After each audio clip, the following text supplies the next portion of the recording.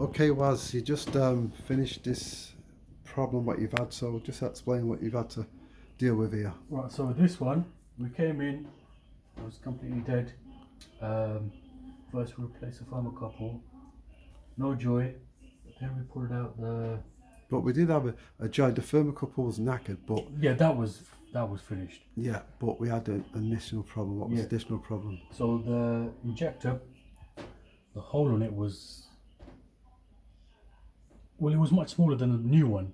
So we tried to unblock it, no joy. So as soon as we put the new one in, as soon as gas burst through, ignition. Okay, so how you feel, dealing with this? I feel good, man, because to be honest with you, I've done 100% of the job. That's it. That's it. Yeah. Okay, so you're moving through the ranks of development. Yep. Because soon, in the next, well, you got a few months to go yet, but after that period's done, your 4-month period, then you'll be starting a new franchise. That's it. That's the plan.